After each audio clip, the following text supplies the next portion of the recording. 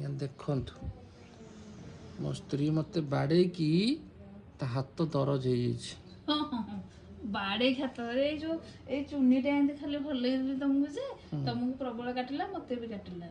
ନହେଲେ ଏଇଟା କାହିଁ ହାତରେ ଲଗାଉଛ? ଏଟା କଣ ପାଇଁ ହେଇଛି ମୁଁ ଜାଣିନି। ଏଇଟା କ'ଣ ପାଇଁ ଦରଜ ହେଇଗଲା କ'ଣ ପାଇଁ? କେଜାଣି ମୁଁ ଜାଣିନି କଣ ପାଇଁ ଏଟା କାଲିଠୁ ଭଗବାନ ନାହାନ୍ତି? ସବୁ ଭଗବାନ ସବୁ ଦେଖୁଛନ୍ତି ହେଲା। ମୁଁ କିଛି ନ କହିଲା ଭଗବାନଙ୍କ ଆଗରେ ସେ ଅନ୍ୟାୟ ଜମା ସହିବେନି। ବୋପାଲୋ କମ ଅନ୍ୟାୟ ମୋ ଉପରେ ଅନ୍ୟାୟ ହେଇଛି ବୋଲି ସେଇଥିପାଇଁ ହାତ ପିଡ଼ା ହେଲା। ମୋ ନିରୀହ ପିଲାଟା ମାଛିକି ତ ମୋ କହୁନଥିବ।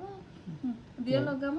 ହଁ ମୁଁ ଲଗେଇବି। ଆଉ ମୋଠି ମାଡ଼ ହେଇଛି ମୁଁ ଲଗେଇବି, ତମଠି ମଲମ ଲଗେଇବି। ମଲମ ଲଗେଇଲେ ପୁଣି ଆଉ ଖାଇବ।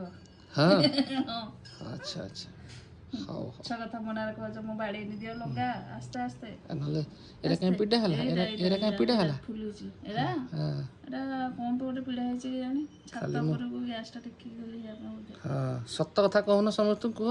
କଣ ସତ କଥା କହିବି? ମୋତେ ବାଡ଼େଇଲେ ବୋଲି କହିବ ଆଉ। କଣ ତ ବାଡ଼େଇଛି। ମୋତେ ବାଡ଼େଇଲା ବେଳକୁ ମୁଁ ଟିକେ କହୁଣଟା ଦେଖେଇଥିଲି ବୋଲି ବାଜିଗଲା, ହାତ ମକଚି ହେଇଗଲା। ସେଟା କହୁନ ସମସ୍ତେ ଜାଣନ୍ତୁ। ତମ ନା ଦେଖିବ ଇନୁ ପିଡ଼ା ହେଇଛି କହୁଛି ଜୋରେ ମୁଁ ହଲେଇ ପାରୁନି। ସେ ଦେଲେ ମକଚି ତାକୁ ବସିକି ସେ ଆସ୍ତେ